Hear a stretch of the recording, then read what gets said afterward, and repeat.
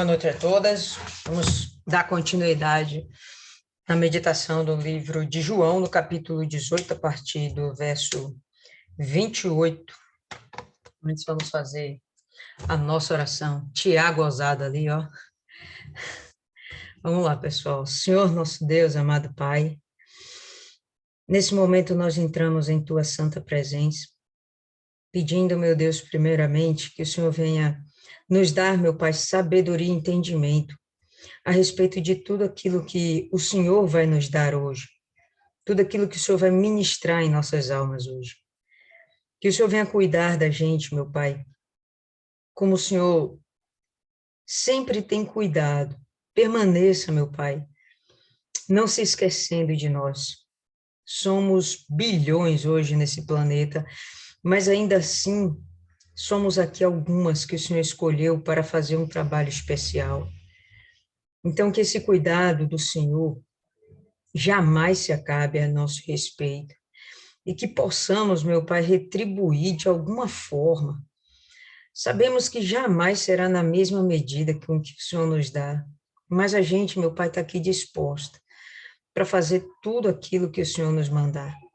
Então, nos capacite para isso, coloca dentro de nós o desejo de fazer as tuas vontades, coloca dentro de nós, meu Pai, as habilidades para fazer exatamente da melhor forma possível, com o maior apuro possível. Coloca dentro da gente, meu Deus, o discernimento, para que a gente não faça as coisas de uma forma relaxada, de uma forma desinteressada. Muito pelo contrário, que cada vez mais a gente tenha essa consciência de que a obra do Senhor é muito santa e muito pura, e tudo que nós precisamos é enxergar isso dessa forma e tratar a tua obra e ao Senhor com toda essa dedicação. Pai, que o Senhor venha ministrar toda essa meditação, que não seja os nossos lábios e que principalmente possamos enriquecer espiritualmente umas às outras. Entregamos tudo em tuas mãos, para a tua honra e tua glória, em nome do Pai, do Filho e do Espírito Santo. Amém, graças a Deus. Amém, povo lindo. Vamos lá, vamos dar continuidade aqui. E no verso 28 a gente vai ter o seguinte: então, os judeus levaram Jesus para a casa de Caifás, da casa de Caifás, para o pretório. Era bem cedo, e para não se contaminarem, mas poderem comer a Páscoa, não entraram na residência oficial do governador romano. Então, o pretório era justamente a casa do pretor, a casa do governador, que nesse caso, nesse momento, vai ser justamente o Pôncio Pilatos. E por ele ser romano, ser uma casa de romanos, os judeus eles se negavam a entrar naqueles lugares. E nesse momento ainda mais, porque eles estavam se preparando, se guardando para participar da Páscoa. E aquele que fosse tido por imundo, como a própria Fernanda aí falou, por ter contato com os gentios, por causa do fermento na casa dos gentios, e principalmente por serem gentios, pelo fato de eles não serem judeus e não comungarem da mesma fé, nesse momento, um período especial para os romanos, pela festa que eles estavam comemorando. Então, eles se abstinham de entrar nesses ambientes, se abstinham de entrar na casa dos gentios. E o próprio Pôncio Pilatos, ele acaba respeitando isso. Pilatos já tinha dado liberdade para que os judeus continuassem as suas práticas de fé, seus ritos de fé, e pronto. por uma questão de respeito, o Pôncio Pilatos, ele vai, inclusive, se dirigir para eles e não vai esperar que os judeus venham até ele, né? Como a gente vai ver aí, no verso seguinte. Então Pilatos saiu para falar com eles e lhes perguntou: que acusação trazeis contra este homem? Essa parte da casa do governador, esse local, também era tido como um tribunal para julgar algumas causas em particular a respeito de Roma. A causa dos judeus em si fazia parte das atribuições de Roma, sim, mas essas questões de religiosidade, não, Roma realmente não queria se misturar com isso. E a gente vai ver que Pôncio Pilatos não está nem um pouco preocupado com essas coisas. O objetivo dele é simplesmente manter a ordem naquele lugar, porque Roma já está em guerra com muitos outros lugares, porque Roma está crescendo, Roma está ampliando suas fronteiras. Então, as suas guerras elas têm que se concentrar nas fronteiras. Se eles começam a ter que resolver disputas internas, eles perdem força e acabam perdendo também energia e controle da população. Então, para todos os efeitos, a qualquer custo, os governadores tinham que manter a paz nas regiões que eles estavam coordenando. Então, Pilatos vai, respeita os posicionamentos dos judeus, e aí ele vai se colocar, né, nessa condição de subserviência aos judeus, né, em vez de ele esperar que os judeus adentrem no seu palácio. Não, ele vai lá nesse local específico da casa dele, do palácio dele, onde eles recebiam, né, as pessoas para que fossem julgadas. Então, ele vai até lá e vai bater esse papo com os judeus e, de cara, pergunta: qual é a acusação contra este homem? Responderam-lhe: se este não fosse malfeitor, não o entregaríamos a ti. Tipo assim, não precisa você se preocupar com o que ele fez. Segundo a nossa lei, ele já está condenado. Basta agora que você execute uma sentença, determine uma sentença e execute uma sentença. Ou melhor, execute a sentença, porque a sentença em si já tinha sido determinada pelos próprios judeus. Eles queriam que Jesus fosse morto. Nesse ponto, a gente vai perceber que os judeus estão sendo bem ríspidos, né? Bem ignorantes, né? A resposta que eles deram para Pilatos é meio sem paciência, né? Tipo, adianta logo com isso, que a gente tem hora para comer a Páscoa, tá certo? A gente tem coisas muito mais importantes para resolver e a gente só precisa de um porémzinho seu, decrete a morte desse homem, ponto. Disse-lhes Pilatos: levai-o vós e julgai-o segundo a vossa lei. E aqui Pilatos deixa muito claro que ele realmente não está interessado com o que está acontecendo com Jesus. Não é uma coisa importante para Pilatos, ele não entende o que está acontecendo, pede uma explicação para os judeus se negam a dar, e ele simplesmente fica ali empurrando aquilo com a barriga, né? Pelo menos no primeiro momento. Levai o vós e julgai-o segundo a vossa lei. Responderam os judeus: não nos é permitido executar ninguém.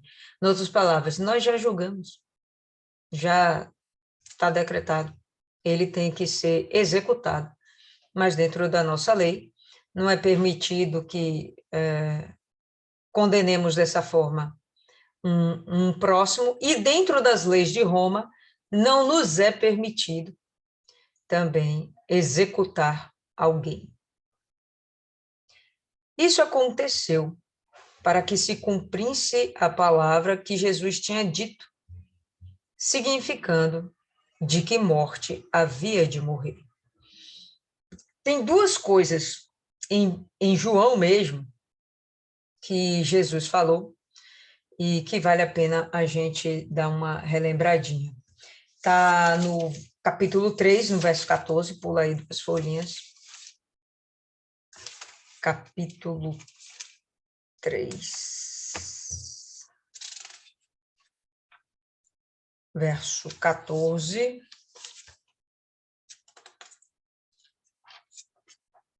Que ele fala assim: assim como Moisés levantou a serpente no deserto, da mesma forma, importa que o Filho do Homem seja levantado.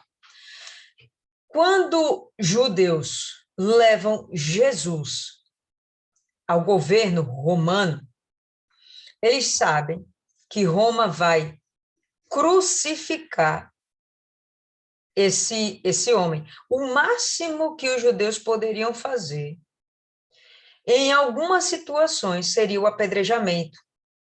A gente já viu várias vezes lá no Antigo Testamento, eles tendo essa prática. Poderia fazer, poderia. Mas a depender da acusação. Eles não tinham, na verdade, nesse momento, uma acusação robusta. E eles queriam fazer tudo que meio no improviso e por debaixo dos panos e sem muita influência de mais ninguém. Isso o Sinédrio já tinha decidido. Não convém que Jesus viva mais, a gente tem que matar esse homem logo e acabar com essa história. Ele está influenciando muito o povo, já deu o que tinha de dar, são 3 anos e meio, esse homem nos perturbando. Não, vamos matar. Eles vão levar para Roma. Roma não tinha dado autorização para que eles matassem mais ninguém. Nenhum outro povo, não era nem só os judeus, nenhum outro povo tinha autoridade de executar alguém, de matar alguém, né, como punição, como alguma sentença. O julgamento a respeito da vida, da morte, bom, aí dependia dos romanos. Se fosse aquelas questões a respeito de religião, ele deixaria com os próprios povos, o grego que julgue de acordo, né, o judeu que julgue de acordo, e assim ia. Mas quando se tratava de vida, não. Aí os romanos, eles tomavam para si aquela responsabilidade, até porque, afinal das contas, eram todos servos de Roma, e Roma não podia ficar perdendo servo assim de graça. Então, quando o próprio Jesus fala isso aqui, no 3º capítulo já de João, ele fala que ele vai ser crucificado, vai ser levantado no madeiro. Uma das formas que Roma tinha de crucificar, ou melhor, de executar as pessoas era justamente crucificando. Existiam outras, mas eles gostavam muito desse negócio de crucificação, principalmente quando o crime considerava crime contra a coroa, crime contra o Estado. Então, para que aquilo servisse de exemplo, então a coisa era feita com muita dor, muito martírio, muito sofrimento, nada como uma morte de cruz. E a gente vai ver também no capítulo 12, ainda aí de João, no verso 32, ele falando o seguinte: eu, porém, quando for levantado da terra, atrairei todos para mim. Então, quando ele for levantado, significa que ele vai ser crucificado, e sim, ele vai ser levantado, né? Preso a uma cruz. E aí o verso 33 até continua, né? Ele dizia isso para mostrar o tipo de morte que ia morrer, de que ia morrer. E aqui a gente volta aí para João 18 e a gente vai ver a mesma coisa sendo dita aqui no capítulo 32, ou no versículo 32. Isso aconteceu para que se cumprisse a palavra que Jesus tinha dito, a gente viu aqui em 2 momentos ele falando a respeito, significando de que morte havia de morrer. Tornou Pilatos a entrar na residência oficial do governo romano, chamou a Jesus e lhe perguntou: és tu o rei dos judeus? Bom, aqui Pilatos ele já traz Jesus para perto de si, afasta-se dos judeus, dos acusadores, e ele vai ter um papo particular com Jesus. Olha, eu quero entender o que está acontecendo. Está em meu poder determinar se você vive ou morre, mas eu, sinceramente, não estou compreendendo o porquê você deve ser morto. É exatamente, Fernanda. Exatamente isso aí.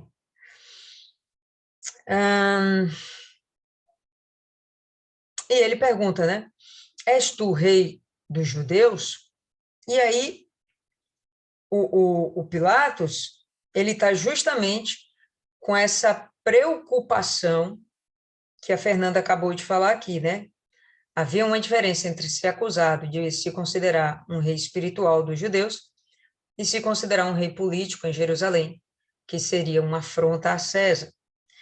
Então, Pilatos pergunta, Pilatos sabia lá da existência de Jesus, Pilatos está lá preocupado com muitas outras coisas, e aí vem os judeus trazendo Jesus. Essas inquietações a respeito de Jesus não tinha nada a ver com os romanos, isso se referia aos judeus, quem estava incomodado, né, era o judeu. Então, respondeu Jesus, dizes isto de ti mesmo, ou outros te disseram isso de mim? Né? Você está com dúvidas a meu respeito ou você está contaminado pelas coisas que você ouviu de mim, pelas coisas que os meus inimigos te disseram? Né? E eu entendo que Pilatos, ele está querendo formar um juízo. Eu não vejo Pilatos como querendo ser injusto. Eu vejo ele como querendo realmente formar uma opinião para fazer um julgamento justo, né? Eu entendo isso aqui. Não sei se Pilatos sempre foi assim, mas aqui nesse momento, né, o meu entendimento é de que ele está querendo fazer a coisa certa, não matar ninguém deliberadamente, né, e também não acobertar um crime, simplesmente. Não, ele quer um processo investigativo. Replicou Pilatos: sou eu judeu? A tua nação e os principais sacerdotes te entregaram a mim. Que fizeste? Então ele fala: bom, eu não sou judeu. Na verdade, a história que eu estou sabendo, né, eu não tenho uma opinião formada a seu respeito, o que eu estou sabendo é justamente dos seus irmãos, o seu povo que me trouxe e, e que está querendo a sua cabeça. Né? Então, eu quero entender. E ele pergunta: que fizeste?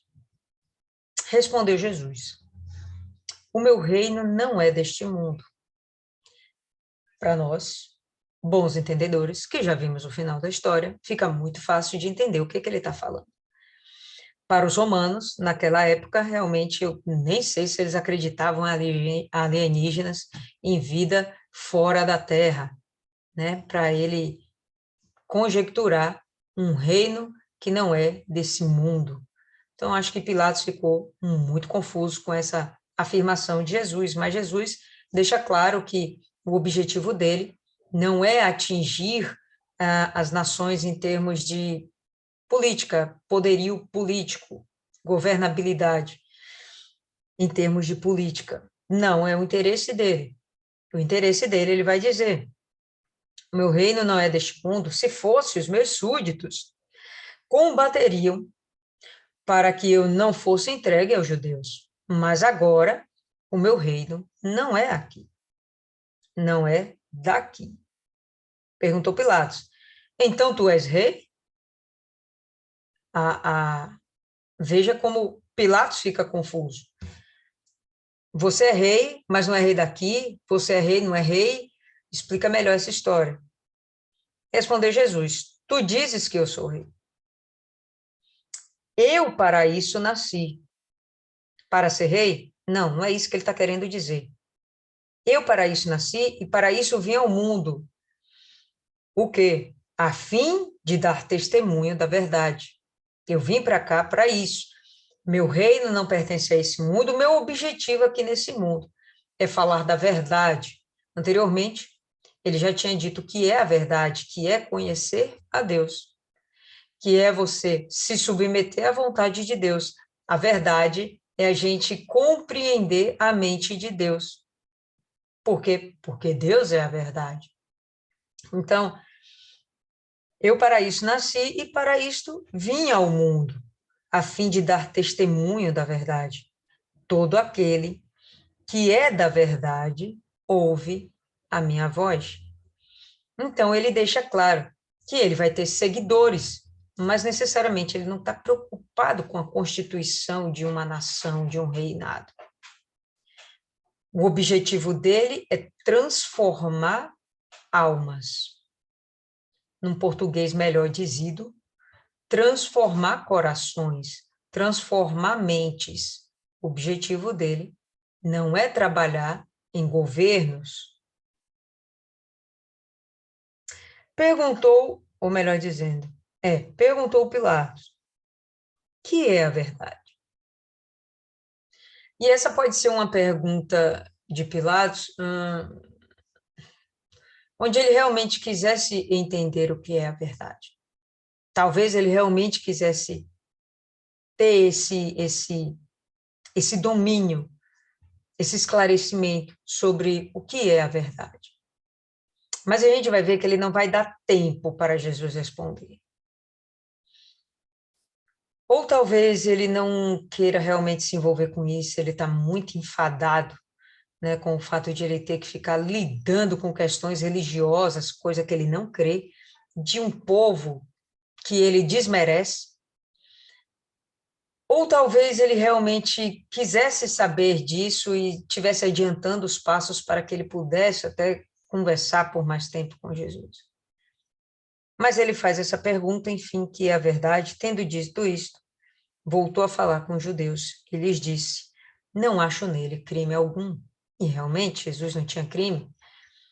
A gente sabe que ao longo das eras, os seres humanos, eles são muito injustos, mas não houve um julgamento mais injusto do que o julgamento do Senhor Jesus. Completamente injusto. E aí, o próprio Pilatos, ele reconhece, não vejo nele crime algum, eu não estou vendo esse rapaz com motivações políticas, ele para mim não é uma ameaça. Se ele se diz Deus de um povo que não é desse mundo, realmente eu nem compreendo, isso não me interessa. Então, é muita responsabilidade eu dizer que morra um homem que não me parece ser um problema para a sociedade. É vosso costume, porém, que eu vos solte alguém por ocasião da Páscoa. Então, isso a gente já sabe que era um hábito, os romanos, eles davam esse presente, esse privilégio para os judeus, como se fosse um cala-boca, né? Uma vantagem para os judeus, para que eles ficassem quietos, conformados, né? Olha, vocês estão sob meu governo, minha jurisdição, mas olha só como eu sou bonzinho, eu deixo até vocês liberarem seus presos preferidos.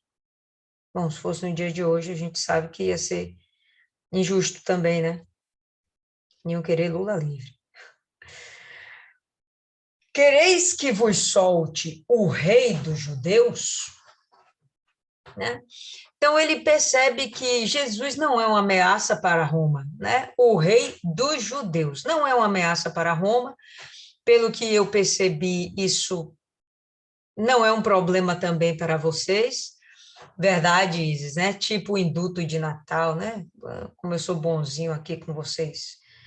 Vocês estão presos, mas eu posso soltar. Enfim, todos começaram a gritar. Este não, mas Barrabás. Ora, Barrabás era um assaltante na sua versão, pode estar aí, ele era um ladrão. E aí a gente vai perceber que toda a população já estava contaminada com o veneno dos fariseus, o fermento dos fariseus. Barrabás, inclusive, significa filho do pai. Bar-Abá, filho do pai. E é interessante, curioso o nome dele, porque o único filho de Deus nesse momento era Jesus e eles estavam querendo crucificar. Já o filho do pai, o filho de alguém humano e que era um criminoso de fato que, bom, merecia uma pena, não sei se necessariamente a morte, né? Nós hoje acreditamos que qualquer pessoa pode se regenerar através do poder do Senhor Jesus, mas, enfim, quem deveria morrer era Barrabás e não Jesus. Enfim, pessoal, por hoje vamos ficar por aqui. O texto curtinho, só complementando aí o capítulo 18. Alguém mais tem algo a acrescentar? Fala aí, Isis. Foi muito rápido, cara. Não, o que eu escrevi mais foi do direito. O direito romano, até hoje, influencia muito alguns princípios, algumas normas no nosso direito, que no Brasil não aconteceria, porque no Brasil as penas são restritivas de liberdade, de direitos e multa. Não se admite no Brasil pena de morte, não se admite no Brasil penas corpóreas. A gente vê muito na televisão, tinha que ter pena de morte no Brasil. A nossa Constituição não dá margem para isso acontecer. E o fato de não caber pena de morte evita alguns erros, né? Como pessoas que são inocentes serem presas. Se fosse no Brasil, Jesus só cumpriria a pena, poderia sair até no indulto de Natal. mas não aconteceria.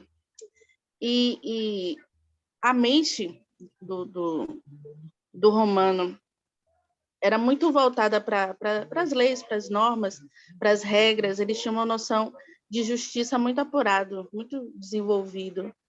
E aí me parece um desaforozinho dos fariseus quando chegam. A gente ia trazer para você uma moça inocente?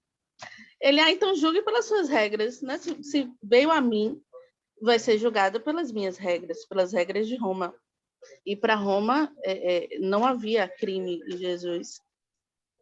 Era extremamente era religioso e político, já que ele governava aquela região e tinha que equilibrar os conflitos para que seu governo fosse positivo, né? Não ter conflitos, guerras ali na sua região. E para dar uma resposta política, não desagradar, né, o clero daquela região, ele abriu mão até dos seus critérios, da sua honra, tudo que ele estudou de direito romano, de processo, abriu mão disso tudo para não se chatear, não se indispor com aquelas pessoas. E talvez seja a grande falha aí. Talvez, mas precisava se cumprir, né? Precisava se cumprir. Estava nas escrituras. Verdade. E o conceito de verdade para Pilatos era totalmente diferente da de Jesus. Para ele, a verdade era a soma dos fatos. E conforme os seus critérios, chegaria se ele era inocente ou culpado. Mas para Jesus, a verdade, o conceito de verdade é diferente. E hoje, para a gente, é diferente. A verdade, para a gente, é Jesus. Jesus é o caminho, a verdade e a vida. Por isso que não conseguimos, precisamos ser separados. Não dá para a gente viver num mundo que tem um conceito diferente do nosso, de justiça. Não dá para... De justiça não, de verdade. Aí precisamos ser separados. Crime, grande comoção. E como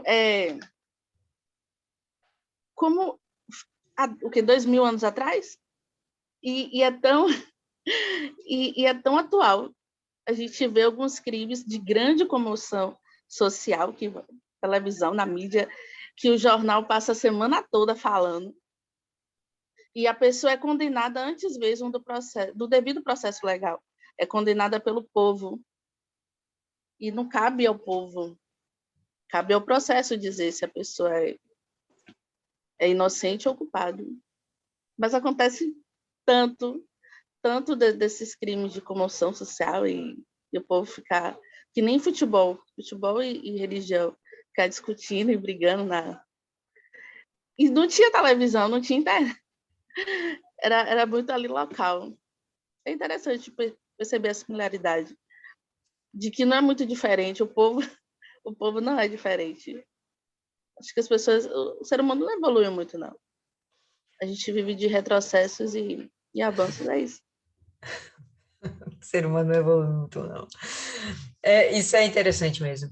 Lembra que recentemente, tem um mês e meio, dois, talvez, que teve o caso de uma criança que foi extrair um dente aqui no Nordeste, em algum lugar aí do Nordeste, e aí a criança veio a óbito, e até hoje a história está mal explicada, teve hemorragia, e aí o pessoal caiu matando em cima da dentista, e até hoje chega alguém lá no consultório, viu aquele caso daquela criança? Aquela dentista é louca, não faz um exame antes de extrair o dente. Eu falei, não, velho, ninguém faz exame antes de extrair um dente. Isso não é praxe. Ah, mas não deveria? Deveria, mas não é um praxe. Você chega com dor dentro do consultório, você arranca o dente. Ninguém vá lá, primeiro se medique, faça o exame, traga para cá, né? E depois a gente vê. Mas também a gente não sabe todos os fatos que aconteceram, não temos consciência de tudo que aconteceu, os detalhes, mas todo mundo condenou a pobre da dentista. Entendeu? Não, a culpa foi dela, a culpa foi dela. Eu tenho quase certeza que a culpa não foi da bichinha. Mas, enfim, ela deu azar nesse dia. Não sei se ela não orou, não sei. Mas isso é uma zica, meu irmão, para o resto da vida, entendeu? E o povo não perdoa. Me lembro de uma música aqui de Ana Carolina, que ela diz assim, que o povo fala e o povo fala mesmo, e o povo fala disso, fala daquilo, fala daquilo outro, e o povo não quer saber, né? Não quer saber dos fatos, né? Não quer saber, como Isis aí comentou de uma forma técnica, né? Não quer saber do processo, né? Só quer dar o seu pitaco e dentro da sua legalidade, existe isso, né? A pessoa é leiga, não sei se existe essa palavra, né? Dentro do seu senso de leigo, já determina, né, determinadas sentenças. Os fariseus, eles conseguiram convencer o povo e colocar o povo contra Jesus. Todos? Não, mas muita gente, eles conseguiram, enfim, eram os fariseus tinham realmente o domínio do povo. A gente vê hoje em muitos lugares a turma de esquerda, não vou nem falar um partido em particular, mas a turma da esquerda, né, dominando algumas regiões, e não importa, dominando alguns setores, e não importa o que as evidências mostrem, pela paixão que você tem aquela referência política, você acaba simplesmente desconsiderando todos os outros fatos e evidências e você segue só sua paixão. Os fariseus eram uma paixão dos judeus. Ainda que os fariseus não cumprissem com o seu papel, ainda assim os judeus os viam como líderes, tanto que estavam lá. Hoje a gente tem um STF que não representa o povo. Eles não legislam, ou melhor, julgam, né? Não é legislar, é julgar. Eles não julgam conforme a lisura de um processo, usam muito a vontade deles mesmos, né? O pensamento deles, o que vai na cabecinha do juiz. E, no final das contas, normalmente não representa a vontade do povo, mas o povo não os destitui. Eles continuam lá. Os fariseus não representavam o povo, mas o povo não os destitui, né? Vou concordar aí com Isis. O povo não evolui, mas é que a gente tem que entender a psicologia das massas. E é um pouquinho diferente. Se Thaisa estivesse aqui, de repente até ajudava a gente a compreender melhor. É a psicologia das massas. Então, quando você inflama a massa não pensa mais. Ela só age.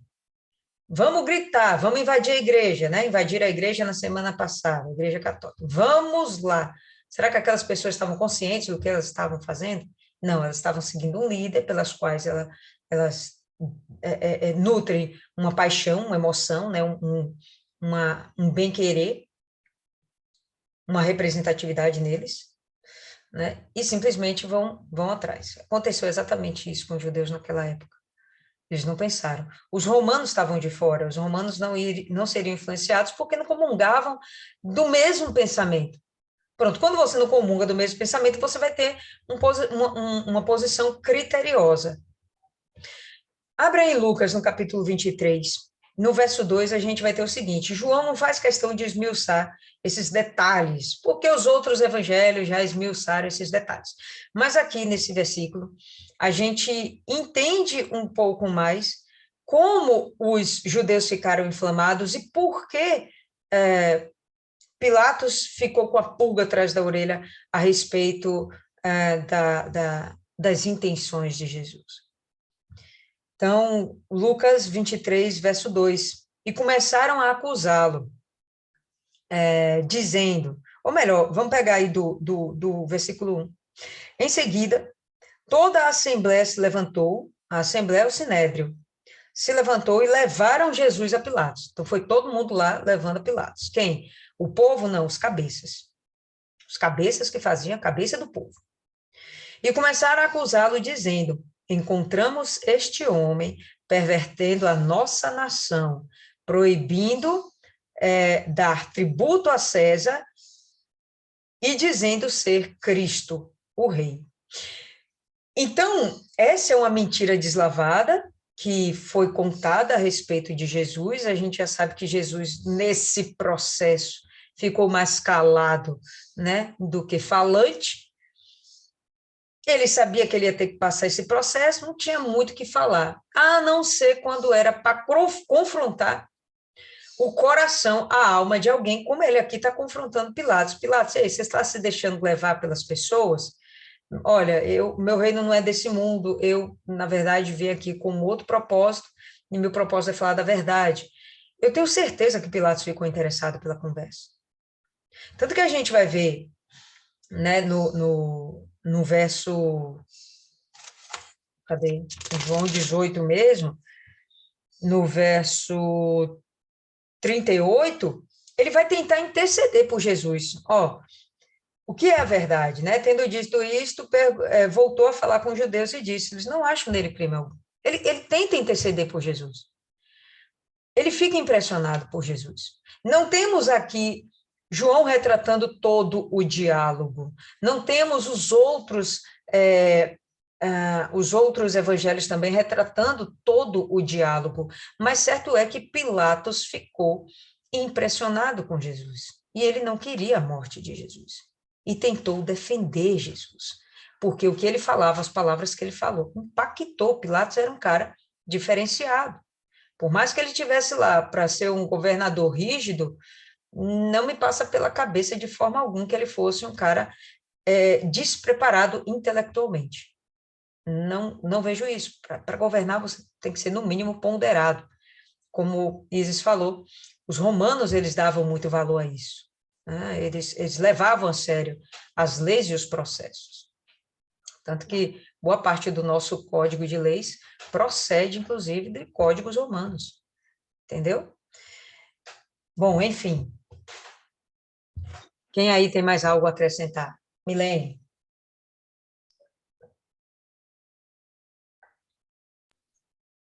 Acho que nessa parte o que salta aos olhos é a hipocrisia, né?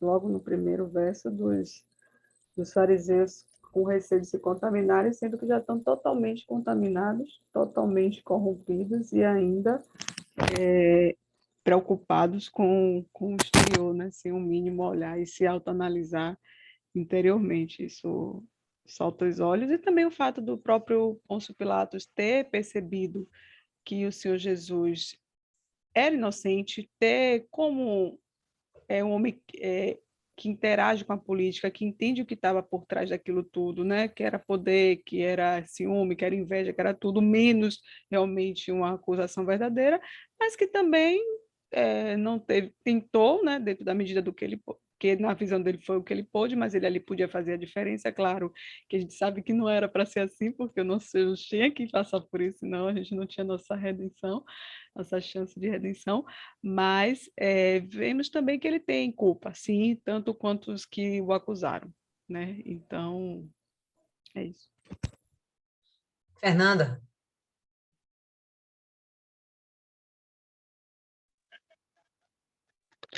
Sem mais comentários, minha amiga. quando eles ficam aqui preocupados, uma coisa também que vale a gente refletir, e que Milene tocou aí, eu me lembrei. Quando a gente vê aqui no verso 28, então os judeus levaram Jesus para a casa de Caifás, da casa de Caifás, melhor dizendo, para o pretório. Era bem cedo, e para não se contaminarem, mas poderem comer a Páscoa, não entraram na residência oficial do governador romano. Interessante que eles têm esse cuidado, esse zelo com as coisas exteriores. Mas o interior deles estava muito mais sujo do que qualquer outra coisa que eles pudessem vir a ter contato. Dentro deles tinha ganância, tinha o ódio, dentro deles tinha injustiça, dentro deles tinha o desejo de homicídio, dentro deles tinha uma série de sentimentos que com certeza condenariam ele muito mais do que se eles estivessem banhados em fermento. Sem sombra de dúvidas.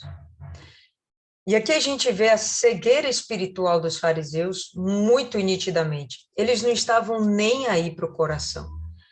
Você vê que o apego deles às coisas palpáveis, os rituais, as tradições, as práticas religiosas, isso era muito mais importante do que aquilo que estava dentro do coração.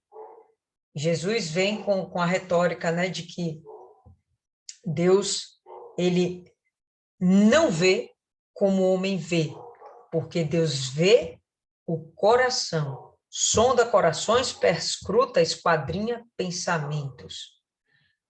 É completamente o oposto, ele não olha para fora, ele olha para dentro. O que está dentro vai vir para fora, não tem jeito, o que está dentro vai exalar para fora. Se é podridão que tem dentro, vai exalar podridão, as suas atitudes, as suas práticas vão ser tão ruins, tão perversas como dos judeus aqui nesse momento.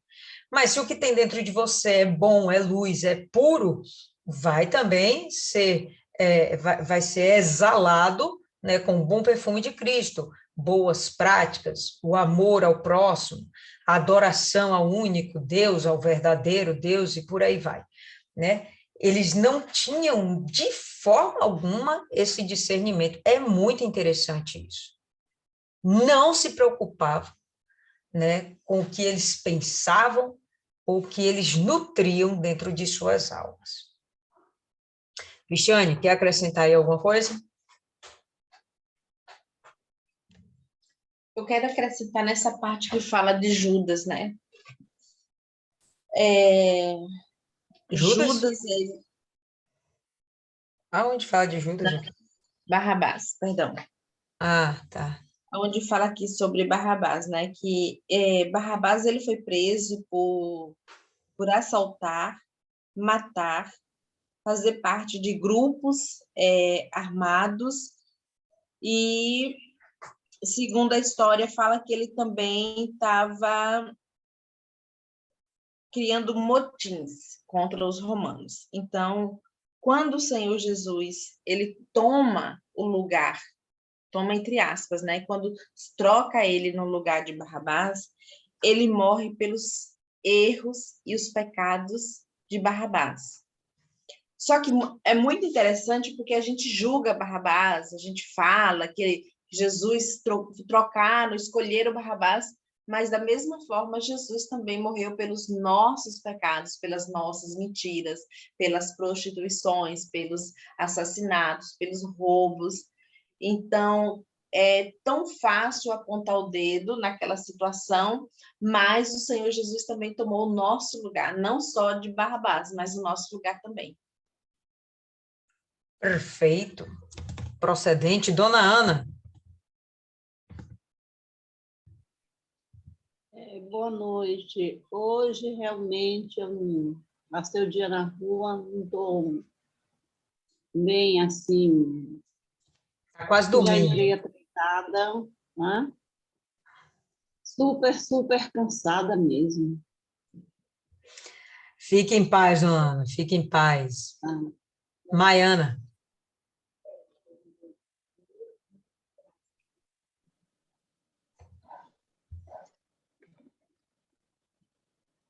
O versículo 33, até a resposta que, como Pilatos. Pilatos dá, quando ele pergunta sobre Jesus ser o rei, e o Senhor Jesus pergunta se isso vem dele ou vem do que ouviu falar. De certa forma, ele queria saber se Pilatos ia julgar ele por quem ele era ou pelo que ele ouviu falar. Porque a maioria das pessoas, ela não julga a gente por o que a gente se tornou, ou pelo que a gente está tentando se tornar, e sim pelo que a gente foi no passado. É muito difícil você perder o rótulo. O pastor Nilson, uma vez, ele fez essa pregação, que quando você é rotulada, você pode ser a melhor pessoa do mundo. Que para as pessoas, você sempre vai ser aquela pessoa que não presta. E quando o Senhor Jesus faz essa pergunta para ele, ele fala, foi o seu povo que te entregou. Ou seja, é aquelas pessoas que te conhecem, aquelas pessoas que estão com você, que vão ser os primeiros a te caluniar, vão ser os primeiros a te jogar ladeira abaixo. Só que o Senhor Jesus, quando ele fala da verdade, que ele fala a verdade e Pilatos pergunta o que é a verdade é ele. Ele diz que ele é a verdade, o caminho e a vida, e ele era aquele que o que falava acontecia, não tinha duplo sentido, ele não enganava, havia veracidade, havia, de fato, uma certa, eu não sei bem a palavra, não era coisas desconexas. Ele falava e acontecia. E ele falava do que ele tinha certeza, ele não falava nada por brincadeira. Ele conhecia todo mundo e deu a Pilatos a oportunidade também de se arrepender, a oportunidade de se confrontar e de certa forma, buscar conhecer mais. Porque Pilatos ele já tinha visto pessoas com crimes horrendos, pessoas que matavam, que roubavam, que pintava e bordava, e nem por isso esse pessoal se envolveu antes. Então, ele disse para Pilatos de onde ele era. Não é aqui, é na eternidade, entre outras palavras. Despertou nele o desejo de conhecer o Senhor Jesus mais profundo também, um desejo maior de buscar Deus. E é isso que falta. Hoje, eu estava indo para o trabalho ali e estava bem cansada mesmo, já tinha descido a ladeira aqui, já estava quase morrendo. Aí encontrei uma mulher que pediu uma informação, eu falei onde era, você está indo para lá? Eu tô. Ela, entra aqui. O que é que eu fiz? Entrei no Entrou. carro da mulher. Aí depois que eu entrei no carro, eu falei, meu Deus, se essa mulher quiser me matar e roubar os meus órgãos, falei, já estou aqui, não estou nem aí. Aí eu fui lá, mostrei ela onde que era, ela ficou bem agradecida. Eu aproveitei a oportunidade para falar de Deus. Ela ia, na verdade, acabou que ela vinha aqui para a clínica. Eu falei, você vai atender ou você vai fazer terapia? Ela falou, vou fazer terapia. Falei do terapeuta, dos terapeutas, fiz o convite para a igreja, então valeu a pena. E ela foi bem receptiva. Então, cada oportunidade, as oportunidades vão aparecer. Se a gente estiver atento, a gente vai aproveitar. Se não, a gente deixa passar, porque o Senhor Jesus, mesmo aqui nos últimos momentos, ele está levando as pessoas a pensarem: poxa, eu não posso julgar fulano pelo que disseram, eu não posso julgar ciclano pelo passado, eu julgo fulano pelo que ele é agora, pelo que ele se esforça, por o que ele me mostra. Tá certo que a gente tem esse costume de ouvir e não gostar, e depois tirar nossas próprias conclusões. E foi isso que Pilatos fez aqui. E eu acho que é isso que é o mais importante, é você aproveitar todo momento que você tem para falar de Jesus, para esclarecer. Não é nem Jesus aqui, porque nessa época só tinha ele mesmo. Mas toda oportunidade que você tiver para estar levando a pessoa a pensar, despertar nela o interesse de conhecer a Deus, é válido. No ponto, hoje tinha uma pessoa lá que eu fiquei um tempinho com ela, e eu acho que eu nunca me senti tão útil em um trabalho como foi hoje. Aí ela veio me falar da Nossa Senhora dela, como que era. Eu falei, sim, mas aí eu achei que ela estava falando de Maria. Ela, não, é a mãe de Jesus lá no céu. Eu falei, meu Jesus. E então eu fui esclarecer para ela, não tem a mãe de Jesus lá no céu, é só Deus. Ela, sim, mas vocês falam de Jesus, vocês falam de Deus, mas não falam de Nossa Senhora. Eu, sim, mas que Nossa Senhora? Qual? Ela, não acha que seja Maria e tal. Eu fui, expliquei, aí ela ficou parada assim, ela, é mesmo, né? Você tá certa. Depois, no final, ela me disse que ia ler o livro de Apocalipse para ver como é que o mundo ia se acabar. Foi um pouco difícil, mas foi bem útil esclarecer aquilo para aquela mulher que naquele momento estava lá dizendo que ninguém foi lá, aquelas coisas todas. Aí eu falei com ela, falei, vem cá, se você estiver doente e dependendo do médico que passar, você acha que o médico vai parar para te atender? Ela, não. Eu falei, se você não for no hospital, o médico não vai vir até você. E Deus, ele ainda vem, ele ainda manda pessoas. Ela falou, e eles não vão te atender bem, não é todo lugar, porque ela estava falando das pessoas que na igreja não tem um bom testemunho. Eu falei, mas se você for lá para ver Deus e não ficar focando no irmão do lado, no pastor, no obreiro, vá lá com o único exclusivo desejo de conhecer Deus, porque quantas vezes você chega num consultório e o médico nem olha na sua cara? Aí você vai fazer o quê? Ela, eu faço um barraco. Eu falei, nem sempre, porque não se discute com o garçom e nem com o médico. Teve uma vez que eu fui num hospital e a médica disse que ia botar uns ferros no meu braço, que não sei o que, ela nem olhou meu braço, eu olhei assim e falei, tá bom, passou uma injeção, eu, mãe, vamos embora. Mas menina, eu falei, não vou não, ela não olhou na minha cara, quer me dar injeção, ela quer me matar. Aí ela pegou e ficou parada assim, ela olhou, eu tô falando sério, a senhora tá levando a brincadeira. Aí ela ficou parada, olhou, ela disse, eu tenho uma Bíblia aí, eu quero saber onde fica o livro de Apocalipse, levar eu explicar ela onde era o livro de Apocalipse. Valeu a pena, porque depois da conversa eu senti ela um pouco diferente de como ela estava mais receptiva. Então, acho que cada oportunidade é bem válida se você souber aproveitar, e Deus, ele vai te usar da maneira que ele quiser. Mas se você não estiver disposto, não estiver atento, aí já não é um problema de Deus.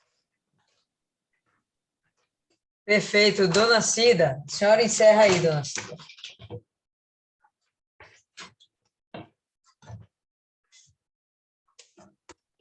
Já foi falado tudo, dona Lívia. Já? Já. Eu tenho certeza que não foi falado tudo. Ficou faltando um monte de coisa da gente falar, mas tudo bem. Com o passar do tempo, a gente vai falando. Então, beleza, pessoal. A gente encerra por aqui hoje. Quem aí se sente convocada pelo Espírito Santo para fazer aí uma oração de encerramento?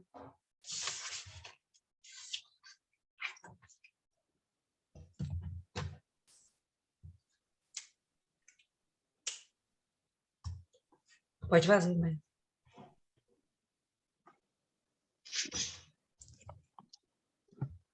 Senhor, nosso amado e querido Pai, graças nós te damos, porque somos privilegiadas em meio a tantas pessoas que nesse momento se renderam ao cansaço, não que isso seja errado, mas nós estamos aqui resistindo, prevalecendo, buscando conhecer cada vez mais o Senhor, cada vez mais o seu querer e da sua vontade.